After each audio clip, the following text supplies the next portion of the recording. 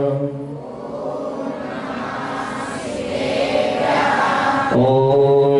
ನಮಃ ಸಿದ್ದೇಭ್ಯಃ ಓಂ ನಮಃ ಸಿದ್ದೇಭ್ಯಃ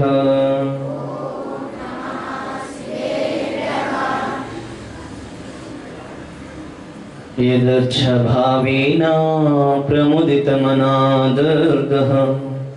क्षणस स्वर्गी गुण गुण समृद्ध सुखनिधि लवन्ते सद्भक्ता शिवसुख समाजं किमुतदा महावीर स्वामी नयन पदगामी भवतु मे नः महावीर स्वामी नयन पदगामी भवतु मे नः महावीर स्वामी नयन पदगामी भवतु मे नः सरस्वती नमस्तभ्यं वरदे कामिरूपिणी उपदेशारम्भं करिष्यामि सिद्धिर्भवतु मे सदा सिद्धिर्भवतु मे सदा। ऋषभदेव भगवान की, परम प्रभु भगवान की, मल्लीनाथ भगवान की, पार्श्वनाथ भगवान की, भगवान महावीर स्वामी की, गोमटेश बाहुबली भगवान की, आचार्य गुरुवर पुष्प दंत सागर महाराज की, मूल कड़मे 9 कोटि मुनि महाराजों की, अहिंसा परमो धर्म की। प्रिय बंधुगणे,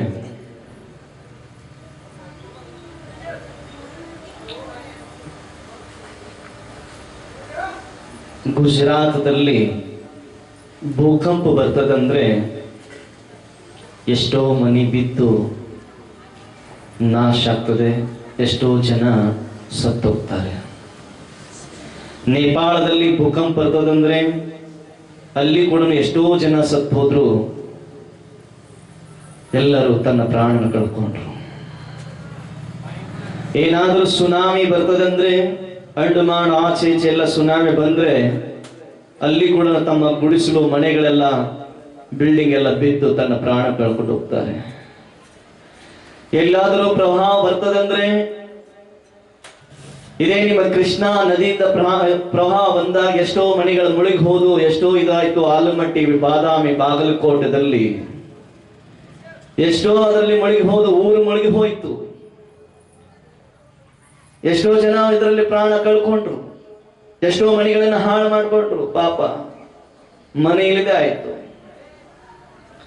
ಹಾಗೇನೆ ಇಲ್ಲೆಲ್ದ್ರೆ ಕೇರಳದಲ್ಲಿ ಮೊನ್ನೆ ಮಳೆ ಬರ್ತಾ ಇದೆ ಅಂದ್ರೆ ಎಷ್ಟೋ ಕುಸಿದು ಗುಡ್ಡದಿಂದ ಕೆಳಗೆ ಬಿದ್ದು ಸತ್ತು ಹೋದ್ರು. ಪಾಪ ಎಷ್ಟೋ ಮನೆಗಳು ಹಾಳಾಗಿ ಹೋದ್ವು. ಎಷ್ಟೋ ಎಕರೆ ಜಮೀನು ಕೂಡ ಕಣ್ಣಿ ಕಾಲದಾಗ ಆಯ್ತು, ಯಾವುದು ಸಿಗಲಿಲ್ಲ. ಅದರಲ್ಲಿ ಸಾಯೋರು ತುಂಬಾ ಕಡಿಮೆ. ಆದ್ರೆ ಪ್ರವಾಹ, ಭೂಕಂಪದಲ್ಲಿ, ಸುನಾಮಿದಲ್ಲಿ ಬಿದ್ದು ಸಾಯೋರು ಬಹಳ ಜನಸಂಖ್ಯೆ ಕಡಿಮೆ ಇದೆ. ಆದ್ರೆ ಇವತ್ತು ಸುನಾಮಿ ಆಗಲಿ, ಇಂಥ ಪ್ರವಾಹ ಬರೋದು, ಮನೆ ಮನೆಗೆ ಪ್ರವಾಹ ಆಗ್ತಾ ಇದೆ, ಮನೆ ಮನೆಯಲ್ಲಿ ಸುನಾಮಿ ಬರ್ತಾ ಇದೆ, ಮನೆ ಮನೆಯಲ್ಲಿ ಭೂಕಂಪ ಬರ್ತಾ ಇದೆ. ಅದು ಎಲ್ಲ ಧರ್ಮದಲ್ಲಿ ಬರ್ತಾ ಇದೆ. ಅದು ಯಾವ್ದು ಹಿಂದೂ ಅಲ್ಲ, ಮುಸಲ್ಮಾನ್ ಅಷ್ಟಂತಲ್ಲ, ಅರೆ ಜೈನರ ಮನೆಯಲ್ಲಿ ಕೂಡ ಬರ್ತಾ ಇದೆ ಆ ಭೂಕಂಪ, ಪ್ರವಾಹ, ಆ ಸುನಾಮಿ ಮನೆ ಮನೆಯಲ್ಲಿ ಕೂಡ ಬರ್ತಾ ಇದೆ. ಹೊರಗಡೆ ಸುನಾಮಿ ಬರ್ತದೆ, ಎಷ್ಟೋ ಜನ ಸತ್ತು ಹೋಗ್ತಾರೆ. ಅರೆ ನೇಪಾಳದಲ್ಲಿ ಭೂಕಂಪ ಬರ್ತದೆ ಅಂದ್ರೆ ಗುಜರಾತಲ್ಲಿ ಎಷ್ಟೋ ಜನ ಸತ್ತು ಹೋಗ್ತಾರೆ. ಮನೆ ಮನೆಯಲ್ಲಿ ಭೂಕಂಪ ಬರ್ತಾ ಇದೆ, ಮನೆಯಲ್ಲಿ ನದಿ ಹರಿತಾ ಇದೆ, ಅದರಲ್ಲಿ ಬಿದ್ದು ತುಂಬಾ ಸಾಯರು ತುಂಬಾ ಜನ ಆಗಿದ್ದಾರೆ. ಮನೆ ಮನೆಯಲ್ಲಿ ನಡೀತಾ ಇದೆ. ಅದು ಯಾವ್ದಂದ್ರೆ, ಒಂದು ಚಂಡಮಾರುತ ಬರ್ತಾ ಇದೆ ಅಂತಂದ್ರೆ, ಒಂದು ಬಿರುಗಾಳಿ ಬರ್ತದೆ ಅಂದ್ರೆ ಎಷ್ಟೋ ಮನೆ ಗುಡಿಸಲು ಹಾಳಾಗ್ತವೆ. ಮನೆ ಮನೆಯಲ್ಲಿ ಬಿರುಗಾಳಿ, ಚಂಡಮಾರುತ ಬರ್ತಾ ಇದೆ, ಸುನಾಮಿ ಬರ್ತಾ ಇದೆ. ಆ ಸುನಾಮಿದಲ್ಲಿ ಬಿದ್ದು ಸಾಯೋರು ತುಂಬಾ ಜನ ಇದ್ದಾರೆ. ಆ ಸುನಾಮಿ ಹೆಸರಿದೆ ಶರಾಯಿ. ಸರಾಯಿ ಇದೆ. ಆ ಸರಾಯಿದಲ್ಲಿ ಬಿದ್ದು ಸಾಯೋರು ತುಂಬಾ ಜನ ಆಗಿದ್ದಾರೆ. ಭೂಕಂಪ ಬರ್ತದೆ ಅಂತಂದ್ರೆ ಎಷ್ಟೋ ಜನ ಸತ್ತು ಹೋಗ್ತಾರೆ. ಸುನಾಮಿ ಬಂದ್ರೆ ಕೂಡ ಅಲ್ಲಿ ಸತ್ತು ಹೋಗ್ತಾರೆ. ಪ್ರವಾಹ ನದಿ ಏನಾದ್ರು ಕೃಷ್ಣಾ ನದಿ ಹತ್ರ ಬಂದ್ರೆ ಊರೂರು ಮುಳುಗಿ ಹೋಗ್ತದೆ. ಆಲಮಟ್ಟದಲ್ಲಿ ಕೂಡ ಬಿದ್ದು ಎಷ್ಟೋ ಆಗಿದೆ. ಮನೆ ಮನೆಯಲ್ಲಿ ಪ್ರವಾಹ ಬರ್ತಾ ಇದೆ, ನೀರು ಹರಿದದ್ರಲ್ಲಿ ಎಷ್ಟೋ ತುಂಬಾ ಜನ ಬಿದ್ದು ಮುಳುಗಿ ಸಾಯ್ತಾ ಇದ್ದಾರೆ. ಅದೇ ಹೆಸರು ಯಾವುದಂದ್ರೆ ಸರಾಯಿ. ವಿಚಾರ ಮಾಡಿ. ನನ್ನ ವಿಷಯ ಇವತ್ತು ಸರಾಯಿ ಮೇಲೆ ವಿಚಾರ ಮಾಡಿ. ನಾನು ಜೈಲಿಗೆ ಹೋಗಿದ್ದೆ, ಏನ್ ಮಹಾರಾಜ್ರೆ ಕೈದಿ ಏನಾದ್ರು ಮರ್ಡರ್ ಮಾಡಿ ಹೋಗಿದ್ರಿ? ಏನಾದ್ರು ಪಿಕ್ ಪಾಕೆಟ್ ಮಾಡಿ ಹೋಗಿದ್ರಿ? ಏನಾದ್ರು ಕಳ್ಳತನ ಮಾಡಿ ಹೋಗಿದ್ರಿ? ಏನಾದ್ರು ಕಳ್ಳತನ ಯಾರು ದರೋಡಿ ಲಾಬರಿ ಮಾಡಿ ಹೋಗಿದ್ರಿ? ಇಲ್ಲ, ಜೈಲಿಗೆ ಹೋಗಿದ್ದೆ. ಎದಕ್ಕ? ಪ್ರವಚನ ಮಾಡ್ಲಿಕ್ಕೆ. ನಾ ಮೈಸೂರಲ್ಲಿ ಇದರಲ್ಲಿ ಇದ್ದಾಗ, ಮೈಸೂರಲ್ಲಿ ಕಾರಾಗೃಹದಲ್ಲಿ ಅಲ್ಲಿ ಇರಂತ ಜೈನ್ ಸಮಾಜ ನನಗೆ ನಿವೇದನೆ ಮಾಡಿದ್ರೆ, ಮಹಾರಾಜ್ ನಿಮ್ಮಂತ ಕರ್ನಾಟಕದಲ್ಲಿ ಇದ್ದೀರಾ, ಮುನಿಗಳು ನಮ್ಮ ಕರ್ನಾಟಕದಲ್ಲಿ ಇದ್ದ ಮೇಲೆ ನೀವು ನಮ್ಮ ಕಾರಾಗೃಹದಲ್ಲಿ, ನಮ್ಮ ಮೈಸೂರಲ್ಲಿ ಜೈಲದಲ್ಲಿ ಬಂದು ಪ್ರವಚನ ಮಾಡಬೇಕು, ಅಲ್ಲಿ ಕೈದಿಗಳಿಗೆ ಉಪದೇಶ ಮಾಡಬೇಕು, ಅವರ ಮನಸ್ಸನ್ನ ಪರಿವರ್ತನೆ ಮಾಡಬೇಕು. ನಾನು ಹೇಳಿದೆ, ಅಲ್ಲಿ ಜೈಲರು ಬಂದಿದ್ರು, ಆಫೀಸರ್ ಎಲ್ಲ ಬಂದಿದ್ರು, ಬರ್ತೇನೆ ನಾನು ಜೈಲ್ಗೆ. ಕೈದಿ ಮಾಡಿ ಅಲ್ಲಿ ಹೋಗಿಲ್ಲ, ಯಾವ ಪೊಲೀಸ್ ಅರೆಸ್ಟ್ ಮಾಡಲ್ಲ, ಅಲ್ಲಿ ಉಪದೇಶ ಮಾಡ್ಲಿಕ್ಕೆ ಹೋಗಿದ್ದೆ. ವಿಚಾರ ಮಾಡಿ.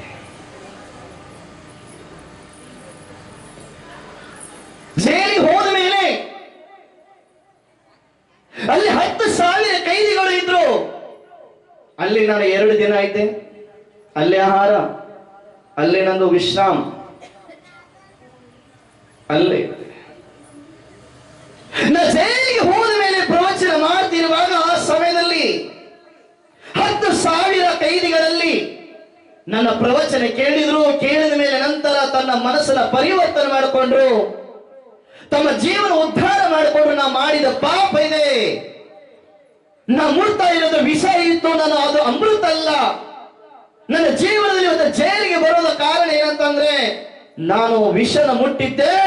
ಅದಕ್ಕೆ ಇವತ್ತು ನನ್ನ ಈ ಪೊಲೀಸರು ನನ್ನ ಜೈಲಿಗೆ ಹಾಕಿ ನನ್ನ ಕಾರಾಗೃಹದಲ್ಲಿ ಇಟ್ಟಿದ್ದಾರೆ. ಸರ್ಪಣಿ ಹಾಕಿ, ಕೈಗೆ ಬೇಡಿ ಹಾಕಿ.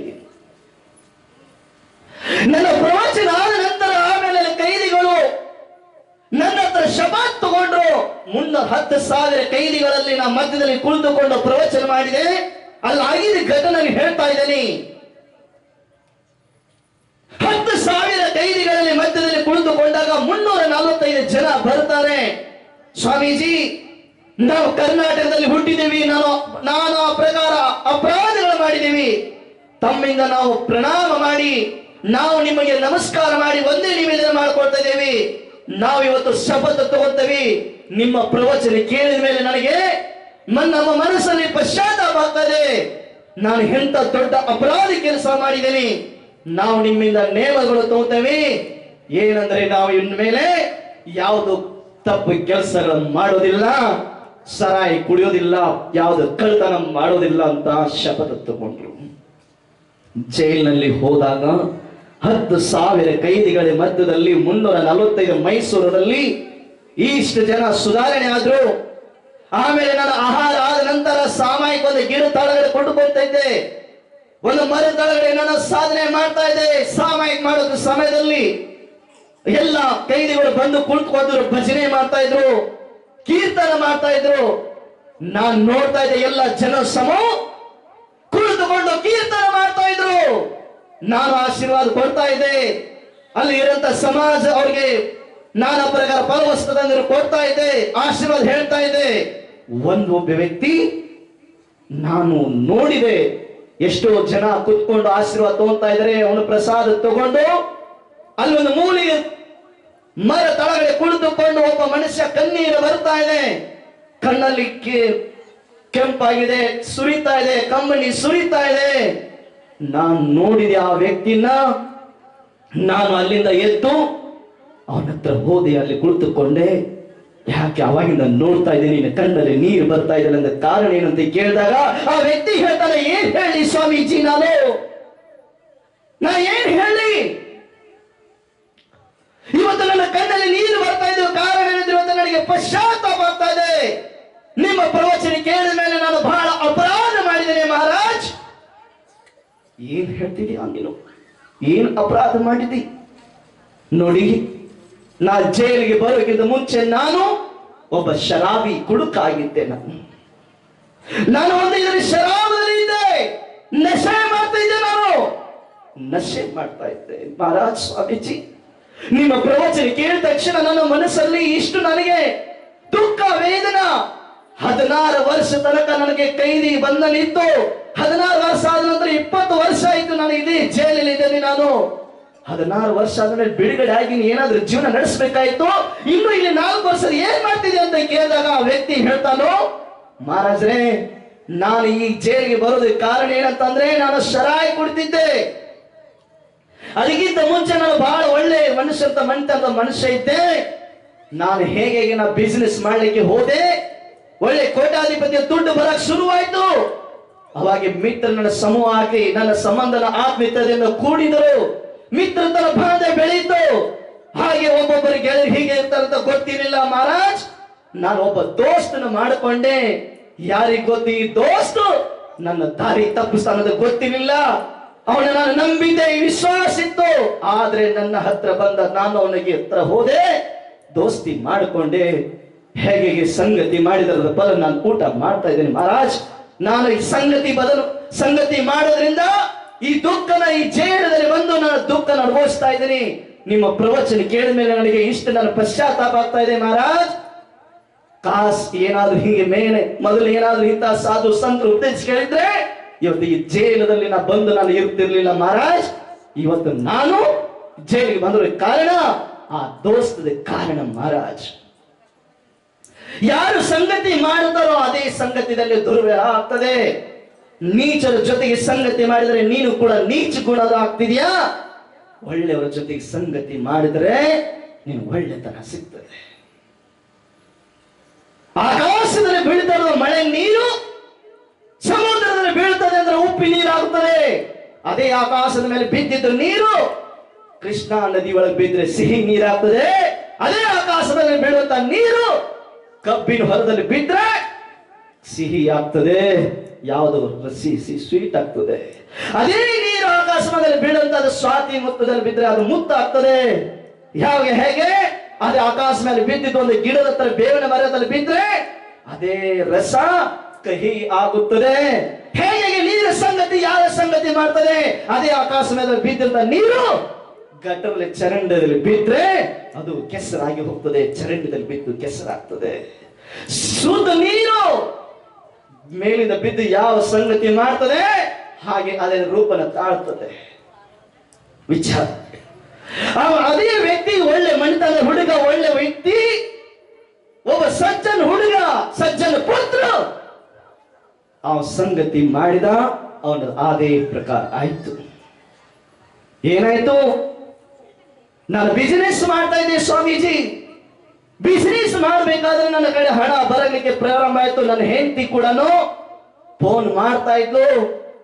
ನನ್ನ ಹೆಂಡತಿ ಯಾವಾಗ ಬರ್ತೀಯ ಅಂತ ಕಾಯ್ತಿದ್ಲು. ನಾನು ಅವಳಿಗೆ ಮಾತೆ ಬೆಲೆ ಕೊಡಲಿಲ್ಲ. ನನ್ನ ದೋಸ್ತರ ಜೊತೆಗೆ ನಾನು ವೈನ್ ಶಾಪಿಗೆ ಹೋದೆ. ವೈನ್ ಶಾಪಿಗೆ ಹೋಗಿ ನನ್ನ ಸರ ಅಂಗಡಿಗೆ ಹೋಗಿ ನಾನು ಏನು ತಿನ್ನಬಾರ್ದಿತ್ತು, ದೇವರು ಒಳ್ಳೆ ಬಾಯಿ ಕೊಟ್ಟಿದ್ದು, ಒಳ್ಳೆ ಅಮೃತನ ಸ್ವೀಕಾರ ಮಾಡು, ಹಾಲು ಕುಡಿ ಅಂತ ಒಳ್ಳೆ ಭೋಜನ ಮಾಡಂತ ಹೇಳಿತ್ತು. ಆ ಪ್ರಾಪ್ತ ಮಾಡ್ಕೊಂಡು ಬಂದಿದ್ದೆ. ಇದೇ ಬಾಯಿಲಿಂದ ನಾನು ಕೆಟ್ಟ ಆ ವಿಷಯಗಳನ್ನ ಕುಡಿಲಿಕ್ಕೆ ಪ್ರಾರಂಭ ಮಾಡಿದೆ ಮಹಾರಾಜ್. ಆ ದೋಸ್ತಿ ಕಾರಣದಿಂದ ಮಿತ್ರರ ಜೊತೆ ಕುತ್ಕೊಂಡು ನಾನು ವ್ಯಸನ ಮಾಡಲಿಕ್ಕೆ ಪ್ರಾರಂಭ ಮಾಡಿದೆ. ವಿಷ ಅಂದ್ರೆ ಸರಾಯಿ ಕುಡಿಲಿಕ್ಕೆ ಪ್ರಾರಂಭ ಮಾಡಿದೆ. ಸಿಗರೇಟ್, ಗಾಂಜಾ ಆಗಲಿ, ಡ್ರಗ್ಸ್ ಆಗಲಿ, ನಾನಾ ಪ್ರಕಾರ ನಶ ಮಾಡಲಿಕ್ಕೆ ಪ್ರಾರಂಭ ಮಾಡಿದೆ. ನಾನು ವಿಚಾರ ಮಾಡಿದೆ. ಹಾಗೆ ನಶ ಏರ್ಲಿಕ್ಕೆ ಪ್ರಾರಂಭ ಆಯ್ತು ಮಹಾರಾಜ್. ಆಮೇಲೆ ಹಾಗೆ ನಡೀತಾ ಇತ್ತು. ನನ್ನ ಹೆಂಡತಿ ನನಗೆ ಹೇಳ್ತಾ ಇತ್ತು, ಇದು ಮಾಡುದು ತಪ್ಪಿದೆ ಅಂತ ನಾನು ಕಿವಿ ಕೊಟ್ಟು ಹಾಗೆ ನಾನು ಹೋದೆ. ನನ್ನ ಮನುಷ್ಯತ್ವ ಇದ್ದಿದ್ರು ಕೂಡ ಮನುಷ್ಯತ್ವನ ಧರ್ಮನ ಮರ್ತೆ ಮಹಾರಾಜ್. ನನ್ನ ಹೆಂಡತಿ ನನಗೆ ದಿನ ಪ್ರತಿನಿತ್ಯ ಹೇಳ್ತಿದ್ರು, ನೀನು ಮಾಡ್ತಾ ಇರೋದು ತಪ್ಪು ಅಂತ ಹೇಳಿದ್ರು. ನಾನು ಕಿವಿಗೆ ಹಾಕೊಳ್ಳಿಲ್ಲ, ಮನಸ್ಸಿಗೆ ಹಚ್ಕೊಳ್ಳಿಲ್ಲ. ಹಾಗೆ ನಾನು ಹೋದೆ. ಆ ದೋಸ್ತಿ ಕಾರಣದಿಂದ ನಾನು ಇವತ್ತು ಜೈಲಲ್ಲಿ ನಾನು ಕೊಡಿತಾ ಇದ್ದೇನೆ ಮಹಾರಾಜ್. ಆದ್ರೆ ನನಗೆ 2 ಮಕ್ಕಳಿದ್ದಾರೆ. 2 ಮಕ್ಕಳಿದ್ದಾರೆ, ಗಂಡು ಮಕ್ಕಳು. 2 ಮಕ್ಕಳು. ಮಾಡಿದ್ದೀನಿ ನೀನು? ಯಾಕೆ ಇವತ್ತು ಹೋಗ್ಬೋದಿತ್ತಲ್ಲ, 16 ವರ್ಷ ಆದ ನಂತರ ನೀ ಮನೆಗೆ ಹೋಗ್ಬೋದಿತ್ತಲ್ಲ. ಇಲ್ಲ ಮಹಾರಾಜ್, ಇಡೀ ಜಗತ್ತಿಗೆ ನಾನು 16 ವರ್ಷ ಆದ್ಮೇಲೆ ನಾನು ಇಲ್ಲಿ ಜೈಲದಲ್ಲಿ ತಿಳ್ಕೊಂಡು ನನ್ನ ಮನಸ್ಸನ್ನ ಪರಿವರ್ತನೆ ಮಾಡಿಕೊಂಡು ನಾನು ಜೀವನ ಸುಂದರ ಮಾಡ್ಕೊಂಡು ಜೈಲದಲ್ಲಿ ಜೈಲರು ಕೂಡ ನನಗೆ ಶಬಾಸ್ ಅಂತಾರೆ. ಆದ್ರೆ ನನ್ನ ಪರಿವಾರದಲ್ಲಿ ಅಂತ 2 ಮಕ್ಕಳ ದೃಷ್ಟಿಯಲ್ಲಿ ನಾನು ತಂದೆಯಾಗಿ ನಿಂತಿಲ್ಲ ಮಹಾರಾಜ್. ನಾನು ಅವ್ರ ದೃಷ್ಟಿಯಲ್ಲಿ ಒಬ್ಬ ಪಾಪಿಯಾಗಿ ನಿಂತಿದ್ದೆ, ಪಾಪಿ ತಂದೆಯಾಗಿ ನಿಂತಿದ್ದೇನೆ. ಅವ್ರು ಹೇಗೆ ನಾವು ಮುಖ ತೋರಿಸಬೇಕು, ಹೇಗೆ ನಾನು ಅವ್ರಿಗೆ ಇದು ಮಾಡಬೇಕು? ನಾನು ಎಲ್ಲರಿಗೆ ಜೈಲಲ್ಲಿರುವಂತ ಕೈಗಳಿಗೆ ನಾವು ಮಧ್ಯದಲ್ಲಿ ಕುಳಿತುಕೊಂಡು ನನ್ನ ಜೀವನ ಪರಿವರ್ತನೆ ಮಾಡಿಕೊಂಡಿದ್ದೇನೆ. ಆದ್ರೆ ಆದರ್ಶವಾನಾಗಿ ನಾ ಇದ್ದೇನೆ. ಆದ್ರೆ ನನ್ನ ಮಕ್ಕಳ ದೃಷ್ಟಿಯಲ್ಲಿ ನಾನು ಒಬ್ಬ ಆದರ್ಶವಾನಾಗಿಲ್ಲ ಮಹಾರಾಜ್. ಸ್ವಾಮೀಜಿ, ಇವತ್ತು ನಾ ಜೈಲಿಗೆ ಕೊಳಿತಾ ಇದ್ದು, ನನ್ನ ಹೆಂಡತಿ ಹೇಳ್ತಾ ಇದ್ದು, ಬೇಡ ಬೇಡ, ದಾರಿ ಸರಿ ಇಲ್ಲ, ಅದೇ ಕೆಟ್ಟ ದಾರಿ ಹಿಡಿದು ನಾ ಸಂಗತಿಯಿಂದ ಹೋದೆ. ಅರ್ಥ ಆಗತ್ತಿ ನನ್ನ ಮಾತು ಇಲ್ಲ? ಸಂಗತಿ, ಯಾವ ಸಂಗತಿಯಿಂದ ಹೋದೆ? ನನ್ನ ಹೆಂಡತಿ ಹೇಳ್ತಾ ಇದ್ದು ಮಹಾರಾಜ್, ನಾನು ಕೇಳಿದೆ ಹಾಗೆ ಹೋದೆ. ನನ್ನ ಹೆಂಡತಿ ನನ್ನ ಜೊತೆಗೆ 2 ಜನರ ನಡುವೆ ಜಗಳ ಆಯ್ತು ಒಂದಿನ. ನೀ ಕುಡಿದು ಬಿಟ್ರೆ ನಾನು ಈ ಮನೆಯಲ್ಲಿ ವಾಸಿಸ್ತೇನೆ, ನಾನು ನಿನ್ನ ಹೆಂಡತಿಯಾಗಿ ಇರುತ್ತೇನೆ, ನಿನ್ನ ಅರ್ಧಾಂಗನಿಯಾಗಿ ಇರ್ತೇನೆ. ಇಲ್ಲ, ನೀ ಕುಡಿಯೋದು ಬೇಡಲಿಲ್ಲ ಅಂದ್ರೆ ನನ್ನ ತವರ ಮನೆಗೆ ಹೋಗ್ತೇನೆ ಅಂತ ಹೇಳಿದ್ಲು. ಅವಾಗ ಜಗಳ ಆಯ್ತು 2 ಜೊತೆಗೆ ಮಹಾರಾಜ್. 2 ಗಂಡ ಇಂತಲ್ಲಿ ಒಮ್ಮೆಲಿಸ್ತಾಗಿ ನಾನು ಅದನ್ನ ದೋಸ್ತುಗಳನ್ನು ಕರ್ಕೊಂಡ್ ಬಂದೆ. ಮನೆಯಲ್ಲಿ ನಾನು ಕುಡಿಲಿಕ್ಕೆ ಶುರು ಮಾಡಿದೆ. ಮನೆಯಲ್ಲಿ ಎಲ್ಲ ಹೋಟೆಲ್, ಯಾವ್ದು ಹೆಸರು ಗೊತ್ತಿಲ್ಲ, ಯಾವುದು ಅಜ್ಜಿ ಕೇಳಲ್ಲ, ಹೆಸರು ಹೇಳಲ್ಲ. ಮನೆಯಲ್ಲಿ ಕುಳಿತುಕೊಂಡು ನಾನು ಸರಾಯಿ ಕುಡಿಲಿಕ್ಕೆ ಪ್ರಾರಂಭ ಮಾಡಿದೆ. ನನ್ನ ಮಿತ್ರನ ಕುರಿಕೊಂಡು ಅವರನ್ನು ಕರ್ಕೊಂಡು ಕೂತ್ಕೊಂಡು ಸರಾಯಿ ನಶಾ ಮಾಡಲಿಕ್ಕೆ ಪ್ರಾರಂಭ ಮಾಡಿದೆ. ನನ್ನ ಹೆಂಡತಿಗೆ ಇಷ್ಟ ಆಗ್ಲಿಲ್ಲ. ನೋಡಿ ನಾನು ತವರ ಮನೆಗೆ ಹೋಗ್ತೇನೆ ಅಂತಂದು ಹೋದಲು ಮಹಾರಾಜ್. ಆಮೇಲೆ ನಾನು ಕೈ ಜೋಡಿಸ್ಕೊಂಡು ಕೇಳ್ಕೊಂಡೆ, ನಾ ಇನ್ನು ಮಾಡೋದಿಲ್ಲ, ತಪ್ಪ ಮಾಡೋದಿಲ್ಲ ಅಂತ ಕೇಳ್ಕೊಂಡೆ. ಆದ್ರೂ ಸುಧಾರಣೆ ಮಾಡಿಕೊಂಡು 2 ದಿನ ಆಯ್ತು. ಮತ್ತೆ ನನ್ನ ಹೆಂಡತಿ ನನ್ನ ಜೊತೆಗೆ ಇರ್ಲಿಕ್ಕೆ ಪ್ರಾರಂಭ ಮಾಡಿದ್ದು. ಆಮೇಲೆ ಮತ್ತೊಂದು ದಿನ ಏನಾಯ್ತು ಮಹಾರಾಜ್, ನನ್ನ ದೋಸ್ತರು ಬಂದ ಮೇಲೆ ಮತ್ತೆ ನಾನು ಪ್ರಾರಂಭ ಮಾಡಿದೆ, ಕುಡಿಲಿಕ್ಕೆ ಪ್ರಾರಂಭ ಮಾಡಿದೆ. ಅವಾಗ ನನ್ನ ಹೆಂಡತಿ ನನ್ನ ಮೇಲೆ ಸಿಟ್ಟು ಕೋಪ ಮಾಡಿಕೊಂಡು, ಅವಾಗ ನಾನು ತವರ ಮನೆಗೆ ಹೋಗ್ತೇನೆ, ನಿನಗೆ ನಾಚಿಕಿಲ್ಲ, ಹಾಗೆ ನಿನಗೆ ಬುದ್ಧಿ ಬರೋದಿಲ್ಲ ಅಂತ ಹೇಳಿದು. ನಾನು ಕುಡಿದು ನಶೆದಲ್ಲಿದ್ದೆ ಮಹಾರಾಜ್, ಅರಿವು ತಪ್ಪಿದ್ದೆ. ಅವಾಗ ನನ್ನ ಕೈಲಿಂದ ಅಪರಾಧ ಆಗಿದ್ದು. ಈ ತರ ಆಗಿದ್ದನ್ನು ಯಾರ ಮನೆಯಲ್ಲಿ ಆಗಬಾರ್ದು ಮಹಾರಾಜ್ರೆ. ನಾ ಮಾಡಿದ ಅಂತ ಅಪರಾಧ ಕೆಲಸ. ನನ್ನ ಹೆಂಡತಿ ಹೇಳ್ತಾ ಇದ್ದು, ನನ್ನ ಗಂಡ ಚೆನ್ನಾಗಿರ್ಬೇಕು, ಒಳ್ಳೆ ಮನುಷ್ಯನಾಗಿರ್ಬೇಕು ಅಂತ ದಿನ ದೇವರಿಗೆ ಕಾಪಿ ಕೇಳ್ಕೊಳ್ಳೋಳು. ಜನರ ಮುಂದೆ ಹೋಗ್ಬೇಕಾದ್ರೆ ತಲೆ ತಾಗಿಸ್ಕೊಂಡು ಹೋಗ್ತಾ ಇದ್ಲು. ಯಾಕಂದ್ರೆ ನಾನು ಕುಡಿತಿದ್ನಲ್ವಾ. ಆ ಸಮಯದಲ್ಲಿ ಬಂದಾಗ ನಾನು ಕುಡಿತಾ ಇದ್ದೆ. ನನ್ನ ಮಿತ್ರ ಮಂಡಳಿ ಜೊತೆಗೆ ಕುಡಿತಿರುವಾಗ ಅವಾಗ ನನ್ನ ಹೆಂಡತಿ ನನ್ನ ಕೈಲಿಂದ ಬಾಟಲ್ ಕಸ್ಕೊಂಡು ಬೀಸಾಕ್ತಾಳೆ. ನನಗೆ ನಶೆ ಇತ್ತು ಮಹಾರಾಜ್, ನನಗೆ ತಡ್ಕೊಳಕ್ ಆಗಿಲ್ಲ. ಅವಾಗ ನಾನು ಕೋಪ ಮಾಡಿದೆ, ಅವಳು ಕೋಪ ಮಾಡಿದ್ಲು. ಅವಾಗ ನಾನು ಏನ್ ಮಾಡಿದೆ, ಕೋಪ ತಾಳದೆ ನಾನು ನಶೆದಲ್ಲಿದ್ದೆ. ನನಗೆ ಕಣ್ಣಿದ್ರು ಕುರುಡು ತರ ಇದ್ದೆ, ಮತಿ ಇದ್ರು ಕೂಮತಿ ಇತ್ತು ನಂದು, ನನ್ನ ಬುದ್ಧಿ ಇದ್ರು ಕೂಬುದ್ಧಿಯಾಗಿತ್ತು. ನಾನು ನಶೆದಲ್ಲಿದ್ದೆ. ಅವಾಗ ಕೈ ಬಾಯಿ ಹತ್ತಿರುವಾಗ ಅಲ್ಲಿ ಮೂಲಿ ಒಂದು ರಾಡ್ ಇತ್ತು. ಆ ರಾಡ್ ತಗೊಂಡು ನನ್ನ ಹೆಂಡತಿಗೆ ತಲೆಗೆ ಹೇಕಿದೆ ನಶೆದಲ್ಲಿ. ಆ ಹೇಕಿದ ಮೇಲೆ ರಾಡ್ ತಗೊಂಡು ಕಬ್ಬಣ ಚಡಿ ತಗೊಂಡು ಹೇಕಿದಾಗ ನನ್ನ ಹೆಂಡತಿ ಪ್ರಾಣ ಬಿಟ್ಟು ಬಿಡ್ತಾಳೆ. ಅವಾಗ ನನ್ನ ಪೊಲೀಸರು ಬಂದು ಕರ್ಕೊಂಡು ಈ ಜೈಲಿಗೆ ಹಾಕಿದ್ರು ಮಹಾರಾಜ್ರೆ. ಅದಕ್ಕೆ ನಾನು ಪಶ್ಚಾತ್ತಾಪ ಪಡ್ತಾ ಇದ್ದೀನಿ. ನಾನು ನಶೆದಲ್ಲಿ ಇದ್ದುಕೊಂಡು ನನ್ನ ಹೆಂಡತಿ 1000 ಸಲ ಅಲ್ಲ, ಲಕ್ಷಗಟ್ಟಲೆ ನಾನು ಹೇಳಿದ್ಲು, ನಾನು ಕೇಳಲಿಲ್ಲ. ಅದಕ್ಕೆ ಜೈಲಲ್ಲಿ 16 ವರ್ಷದ ಕೈದಿ ಆಗಿದ್ದೆ. ಆದ್ರ 4 ವರ್ಷ ಇನ್ನೂ ಬಾಕಿ ಇಲ್ಲೇ ಇದೇನಂತಂದ್ರೆ ಯಾರಿಗೆ ಮುಖ ತೋರಿಸಲಿ ಮಹಾರಾಜ್ರೆ. ಸ್ವಾಮೀಜಿ, ಇವತ್ತು ನೀವು ಬಂದಿದ್ದೀರ ಅಂತ ನಾನು ನೆನೆಸ್ಕೊಂಡು ಅಳ್ತಾ ಇದ್ದ ಕಾರಣ ಇದೆ. ನನ್ನ ಮಕ್ಕಳು ಒಳ್ಳೆತನದಲ್ಲಿದ್ದಾರೆ, ಅವರು ನನಗೆ ಹೇಗೆ ಮುಖ ತೋರಿಸಲಿ? ನಾವು ಒಳ್ಳೆ ತಂದೆಯಾಗಿ ಮುಖ ತೋರಿಸಬೇಕಾದ್ರೆ ಅವರ ದೃಷ್ಟಿಯಲ್ಲಿ ನಾನು ಒಬ್ಬ ಪಾಪಿ ಕುಡುಕನ ತಂದೆಯಾಗಿ ನಿಂತಿದ್ದೇನೆ. ಹೇಗೆ ತೋರಿಸಲಿ ನನ್ನ ಮುಖ? ವಿಚಾರ ಮಾಡಿ ಮಾನ ಬಂಧುಗಳೇ. ಸರಾಯ್ ಎಲ್ಲ ಕಡೆನೂ ಮನೆ ಮನೆ ದೊಡ್ಡ ಸಾವುಕಾರ ಮನೆಯಲ್ಲಿ ನಡೀತಾ ಇದೆ, ಬಡವರ ಮನೆಯಲ್ಲಿ ನಡೀತಾ ಇದೆ, ಮನೆಯಲ್ಲಿ ಒಳಗೊಳಗೆ ಹಿತ್ತಲ ಮನೆಯಲ್ಲಿ ನಡೀತಾ ಇದೆ, ಎಲ್ಲೆಲ್ಲೋ ಬಾಟಲ್ ಪಾರ್ಸಲ್ ಆಗ್ತಾ ಇದೆ. ಬಲೆ ನಿಮ್ಮ ಕಡೆ ಅಂಗಡಿ ಆದ ವೈನ್ ಶಾಪ್ ಇಲ್ಲ, ಪಾರ್ಸಲ್ ಬಂದು ಮನೆ ಬಾಣಿವೆದಲ್ಲಿ ಅಲ್ಲೆಲ್ಲಿ ಮುಚ್ಕೊಂಡು ಕುಡಿತಾ ಇದ್ದಾರೆ. ಇದು ಮನೆಯಲ್ಲಿ ಹೋಗೋದು ತುಫಾನ್, ಬಿರುಗಾಳಿ, ಚಂಡಮಾರುತ, ಸುನಾಮಿ, ಇದು ದೊಡ್ಡ ಭೂಕಂಪ ಮನೆಯಲ್ಲಿ ನಡೀತಾ ಇದೆ. ಅರೆ ಕೃಷ್ಣ ನದಿ ಬರ್ತಾ ಇದೆ ಅಂದ್ರೆ, ಪ್ರವಾಹ ಬರ್ತದಂದ್ರೆ ಇದೆಷ್ಟೆಲ್ಲ ಮುಳುಗ್ಬೋದು, ಅದರಲ್ಲಿ ಎಷ್ಟೋ ದನ ಕರು ಸತ್ತೋಗ್ತವೆ ಕಡಿಮೆ. ಹಳ್ಳಿಯಲ್ಲಿ ದೊಡ್ಡ ದೊಡ್ಡ ಪ್ಯಾಟಿ ಒಳಗ ಇವೆಲ್ಲ ಮುಳುಗಿ ಸಾಯ್ತಾ ಇದ್ದಾರೆ. ಇದರಲ್ಲಿ ಸರಾಯದಲ್ಲಿ ಮುಳುಗಿ ಸತ್ತು ಸಾಯ್ತಾ ಇದ್ದಾರೆ. ವಿಚಾರ ಮಾಡಿ, ದೋಸ್ತದಿಂದ ಕಾರಣ ಇವತ್ತು ಸರಾಯಿ ಆಗ್ತಾ ಇದನು. ಹುಟ್ಟದಂದ್ರೆ ಯಾರು ತಂದೆ ತಾಯಿ ಮಗನೇ ಸರಾಯಿ ಕೊಡಿ ಅಂತ ಯಾರು ಬುದ್ಧಿ ಹೇಳೋದಿಲ್ಲ.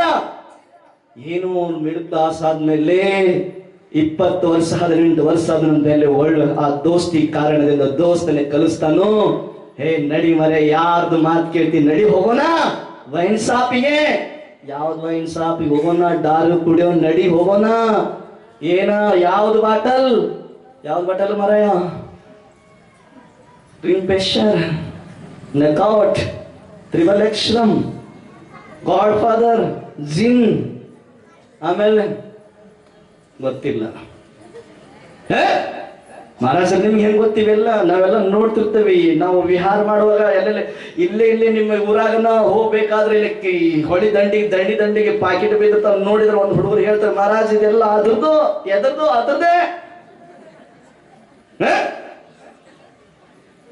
ವಿಚಾರ ಮಾಡಿ, ಚಿಂತನೆ ಮಾಡಿ. ಇವತ್ತು ಮನೆಯಲ್ಲಿ ಮಕ್ಕಳಿಗೆ ಸಂಸ್ಕಾರ ಇಲ್ಲದೆ ಕಾರಣ ಇವತ್ತು ನಶಾ ಆಗಿ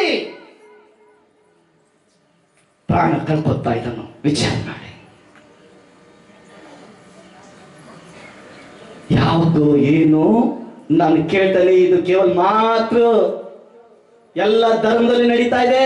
ಹಿಂದೂ ಧರ್ಮದಲ್ಲಿ ಕೂಡ ಈ ನಶಾ ಹುಡ್ತಾ ಇದೆ, ಜೈನರಲ್ಲಿ ಕೂಡ ಹುಡ್ತಾ ಇದೆ, ಮುಸಲ್ಮಾನರ ಮನೆಯಲ್ಲಿ ಕೂಡ ಇದೆ, ಬ್ರಾಹ್ಮಣರ ಮನೆಯಲ್ಲಿ ಇದೆ, ಎಲ್ಲ ಧರ್ಮದಲ್ಲಿ, ಕ್ರಿಶ್ಚಿಯನ್ ಎಲ್ಲ ಧರ್ಮದ ತಮ್ಮದಲ್ಲಿ ಕೋಮದಲ್ಲಿ ನಡೀತಾ ಇದೆ.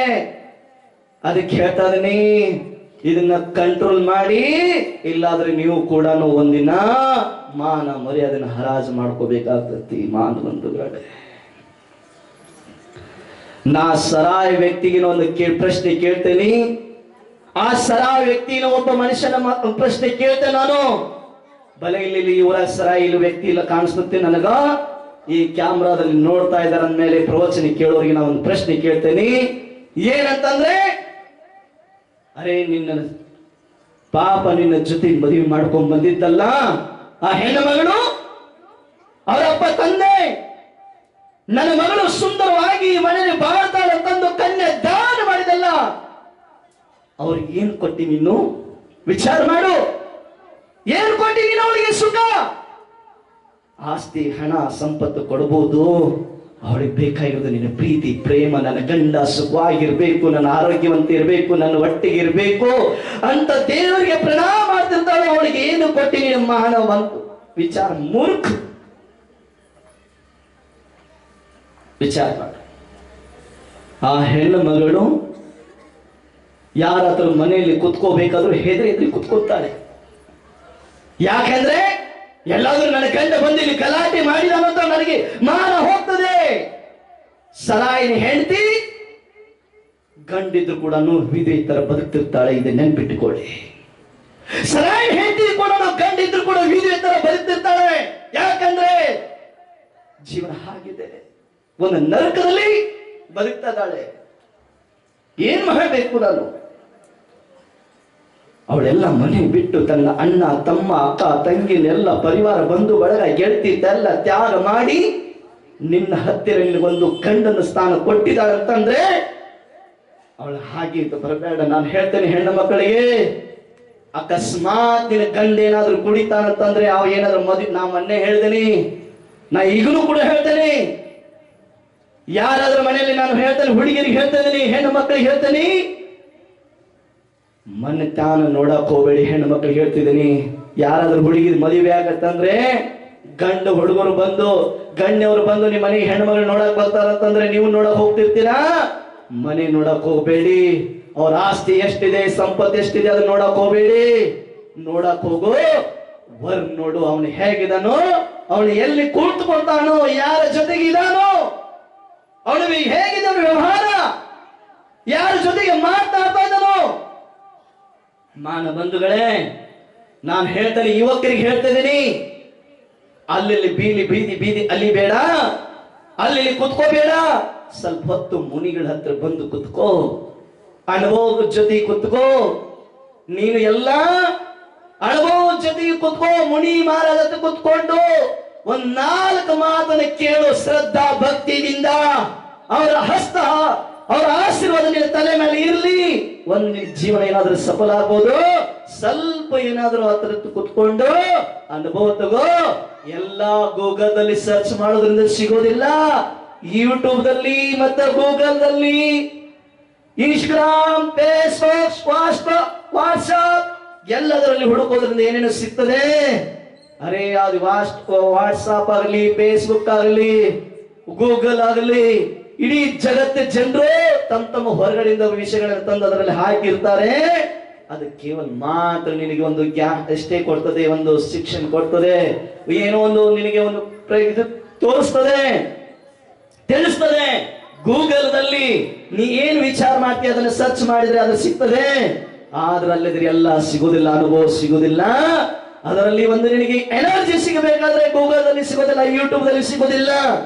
ಅರೆ ಮುನಿಗಳ ಪ್ರವಚನ ಯೂಟ್ಯೂಬ್ ದಲ್ಲಿ ಸಿಗ್ತದೆ ಕರೆ, ಆದ್ರೆ ಸಿಗೋದು ಕಾರಣ ಅದೇನು ಈ ನೇರ ಪ್ರಸಾರ ಎದುರುಗಡೆ ಸಮಕ್ಷ ಕುತ್ಕೊಂಡ್ರೆ ಕೇಳುವುದು ಮಜಾ ಬೇರೆ ಇರ್ತದೆ. ಅಲ್ಲಿ ಕುತ್ಕೊಂಡು ಎಲ್ಲೆಲ್ಲೋ ಕುತ್ಕೊಂಡು ಕಿವಿಯಿಂದ ಕುತ್ಕೊಂಡು ಕೇಳುವುದು ಅದು ಮಜಾನತೆ ಇರ್ಲಾರಲ್ಲ. ಇಲ್ಲಿ ಎದುರುಗಡೆ ಕುತ್ಕೊಂಡು ಮುನಿಗಳು ಅವ್ರ ಮುಖಾರವಿಂದ ಕೇಳುವುದನ್ನು ಕಣ್ಣು ತೆಗೆದು ಅವರನ್ನು ದೃಷ್ಟಿ ಅವರ ದರ್ಶನ ಮಾಡ್ತಾ ಮುನಿಗಳ ವಚನ ಕೇಳುವುದು ಅದೊಂದು ಆನಂದ ಬೇರೆ ಇರ್ತದೆ. ಎಲ್ಲೇ ಕುಳಿತುಕೊಂಡು ಎಲ್ಲೇ ಇದ್ರುಕೊಂಡು ಅದರದ ಆಶೀರ್ವಾದ ಸಿಗೋದಿಲ್ಲ. ಮುನಿಗಳ ಹತ್ರ ಕುತ್ಕೊಂಡು ಕೇಳು, ಅವ್ರ ಅನುಭವನೇ ಸಿಗ್ತದೆ, ಅವ್ರ ಶಕ್ತಿ ಸಿಗ್ತದೆ. ನಾನು ಎಂತ ಜೀವನ ನಡೆಸ್ತಾ ಇದ್ದೇನೆ. ಅರೆ ನೀವು ಪುಣ್ಯವಂತರು, ಮಹಾನ ಬಂಧುಗಳೇ. ಮುನಿಗಳ ಹತ್ತಿರ ಕುತ್ಕೊಂಡು ಎದುರುಗಡೆ ಕುತ್ಕೊಂಡು ಪ್ರವಚನ ಕೇಳ್ತಿದ್ದೀರಾ. ಮುನಿಗಳಿಗೆ ಬರೀ ನಿಮ್ಮ ಬಂದಲ್ಲಿ ಆಶೀರ್ವಾದ ಕೊಳ್ಳಿಲ್ಲ ಅಂದ್ರೆ ನಡೀತದೆ. ಮುನಿಗಳು ನಿಮ್ ನೋಡಿ ಪ್ರವಚನ ಮಾಡ್ತಾದ್ರೆ ಅದೇ ದೊಡ್ಡ ಆಶೀರ್ವಾದಕ್ಕಿಂತ ದೊಡ್ಡದು ಯಾವುದಿಲ್ಲ ಈ ಜಗತ್ತಿನಲ್ಲಿ. ವಿಚಾರ ಮಾಡಿ, ಚಿಂತನೆ ಮಾಡಿ. ಬಂದು ಮುನಿಗಳ ಹತ್ರ ಬಂದು, ಮುನಿ ಮಹಾರಾಜ್ರೆ ನಿಮ್ಮ ಹಸ್ತನ್ನ ನನ್ನ ತಲೆ ಮೇಲೆ ಇಡಿ, ನನ್ನ ಜೀವನ ಸಫಲ ಆಗಲಿ ಅಂತ ಕೇಳ್ಕೋ, ಅನುಭವ ತಗೋ. ಎಲ್ಲೇ ಕುಳಿತುಕೊಂಡು ಎಲ್ಲೇ ನಾವು ಇದು ಮಾಡಿಕೊಂಡು ಜೀವನ ಸುಂದರ ಆಗೋದು ಸಾಧ್ಯವಿಲ್ಲ. ಗೂಗಲ್ ದಲ್ಲಿ ಸಿಗೋದಿಲ್ಲ, ಇಂಟರ್ನೆಟ್ ದಲ್ಲಿ ಸಿಗೋದಿಲ್ಲ. ಕೆಲವು ವಿಷಯಗಳು ಅನುಭವ ಸಿಗಬೇಕಾದ್ರೆ ಮುನಿಗಳು ಹಿರಿಯರ ಹತ್ರ ಕುತ್ಕೋ, ತಂದೆ ತಾಯಿ ಹತ್ರ ಕುತ್ಕೋ, ಅಲ್ಲಿ ನಿನಗೆ ಅನುಭವ ಸಿಗ್ತತಿ. ವಿಚಾರ ಮಾಡಿ. ಕ್ರಿಕೆಟ್ ನೋಡಿರಲಿ, ಕ್ರಿಕೆಟ್ ನೋಡಿ, ಟಿವಿಲಿ ನೋಡೋದ್ರ ಬೇರೆ ಮಾತು, ಅದೊಂದು ಮಜಾನ ಬೇರೆ. ಅಲ್ಲಿ ಯಾಕೆ ಟಿವಿಲಿ ಕುತ್ಕೊಂಡು ನೋಡ್ಬೋದೈತಲ್ಲ, ಅಲ್ಲಿ 10,000 ಟಿಕೆಟ್ ಕೊಟ್ಟು ಕೊಂಡ್ರದು ಯಾಕೆ? ಅದು ನೋಡೋದೊಂದು ಆನಂದ ಬೇರೆ, ಆ ಟಿವಿ ನೋಡೋದೊಂದು ಬೇರೆ ಆನಂದ.